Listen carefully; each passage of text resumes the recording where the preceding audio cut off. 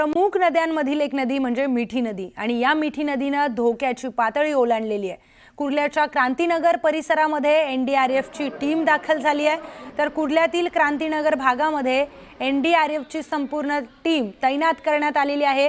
कुर्ला क्रांतीनगर पूर्णपणे जलमय झालंय, त्याचीच ही दृश्य आपण बघतोय। दोरीच्या सहाय्याने एनडीआरएफ टीम नागरिकांना रेस्क्यू करते, तिथून बाहेर काढण्याचा प्रयत्न करते। मोठ्या प्रमाणावर गुडघ्यापर्यंत पाणी कुर्ल्यातील क्रांतीनगर भागामध्ये साठल्याचं दिसून येतंय। मोठ्या प्रमाणात इथे पाणी साठलंय, पाणी रस्त्यांवर आलंय, घरांमध्ये देखील पाणी गेलेलं आहे। कित्येक घरं ही पाण्याखाली गेलेली आहेत, त्यामुळे इथल्या नागरिकांना प्रचंड मनस्ताप सहन करावा लागतोय। स्वतःचं घर, स्वतःचा संसार हा उघड्यावर सोडून त्यांना दुसरीकडे स्थलांतर करावं लागतंय आणि त्यामुळे ते आणखी संतप्त झालेले आहेत। त्याची ही दृश्य आपण बघतोय क्रांतीनगर भागातली।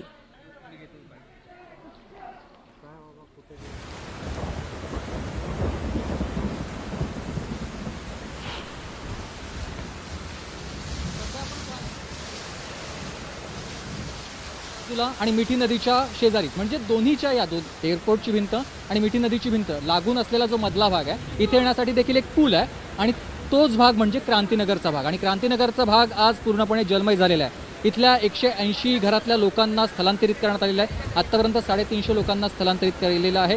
ही दृश्य आपण बघताय, पूर्णपणे संपूर्ण परिसर जलमय झालेला आहे। या सगळ्या लोकांसाठी एनडीआरएफची टीम इथे तैनात करण्यात आलेली आहे, त्यांना बाहेर काढण्यासाठी। माझ्यासोबत काही इथले स्थानिक देखील आहेत, आपण त्यांच्याशी देखील चर्चा करणार आहोत। दादा, इथे साधारणतः तुम्ही किती लोक राहताय आणि सकाळपासूनची काय स्थिती आहे? सकाळी 7 वाजल्यापासून पाणी यायला चालू झालं आहे। पाऊस झाल्यानंतर तर 4 दिवस झालं पडतोय, पण हर वर्षी पाऊस 1-2 दिवस पडला 24 घंटे तर पाणी भरायचं, पण आता सध्याला तर पाणी 3-4 दिवस भरलं नाही, पण आज सकाळपासून पाणी यायला चालू झालं। अच्छा, पवईचं पाणी कसं, पाऊस जास्त होतं, अगर पवई तलाव ओव्हरफ्लो झालं तर पाणी इकडे आमच्याकडे यायला चालू होतं, कारण आमची जागा आहे ती खाली। मिठी नदीचे आमचं कसं गटर आहे, गटराचं नाला आहे, त्या नाल्याचं अगर ते पाणी पवईचं सोडलं ते ओव्हरफ्लो झालं तर ते पुढे जात नाही, ते गटरातनं आमच्या घराकडे दिसतं।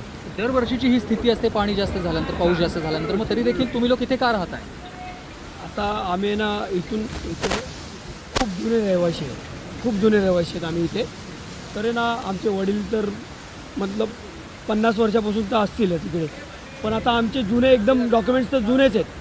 तिथे जेवढे आहेत ना तेवढे त्यांचे सगळ्यांचे डॉक्युमेंट्स जुने आहेत। तर माननीय उपमुख्यमंत्री एकनाथजी शिंदे साहेब आले, त्यांनी आम्हाला सांगितलं की बाबा तुम्हाला लवकरात लवकर तुमचं स्थलांतर इकडून करण्यात येणार, असे आम्हाला म्हणजे भरपूर जणांनी आम्हाला सांगितलं की बाबा की तुमचं इथून होणार, इकडे तिकडे होणार। पण आता मिठीनं आता पवईचं पाणी इकडून सोडल्याच्या नंतर ते क्रांतीनगरमध्ये आतमध्ये पूर्ण पाणी फिरतं, वरती नाही फिरत, वरच्या साईडला क्रांतीनगरच्या साईडला फिरतं पाणी। हे पाणी आहे ना, हे इकडे आल्याच्या नंतर गटर फुल झाल्याच्या नंतर आहे ना, ते पाणी पूर्ण आमच्या घरात जातं आणि हे गटरचं पाणी आहे। यात लहान छोटी पोरं आहेत, यात थोडंसं पण पाणी नाका तोंडात गेल्याच्या नंतर आम्हाला खूप त्रास यायचा। हादसे बी झालेत या पाण्यामुळं, किती पाणी असं जास्त पिल्यावर पाण्यामुळे मेले बेत, नाका तोंडामध्ये पाणी गेले नॉर्मल गोष्ट नाही आहे, कारण घाण पाणी आहे। बरोबर। मग आतापर्यंत किती नुकसान झालं लोकांचं आणि सगळ्या लोकांना कुठे ठेवलं? हर वर्षी तर नुकसान होतं। आता शाळेमध्ये ठेवलं आहे आम्ही लोकांनी, चिचुका शाळेमध्ये, आणि आम्ही लोकांनी केलं। एनडीआरएफ टीमनी पण आम्हाला आहे ना खूप सहकार्य केलं आणि आमचे स्थानिक आमदार आमचे गिरीमामा लांडे ते पण आलेले, ते पण येऊन बघून गेले। बरं, मला सांगा, आता एनडीआरएफच्या टीमनं तुम्हा सगळ्यांना बाहेर काढलेलं होतं, इथले लोक सगळे बाहेर गेलेत, पाण्याचं आता पुन्हा पाणी भरतंय, पण तुम्ही लोक सगळे पुन्हा आत का येत आहे जर तुम्हाला पुन्हा बाहेर काढलं जातं तर? काय की इथं चोऱ्या माऱ्या भरपूर होतात, चोऱ्या होण्याची भीती असते, पुन्हा किती नुकसान झालं आहे, पुन्हा घरातली काय स्थिती आहे हे पाहण्यासाठी, आपलं घर सुस्थितीत आहे की नाही हे पाहण्यासाठी या लोकांना पुन्हा आत यावं लागतं।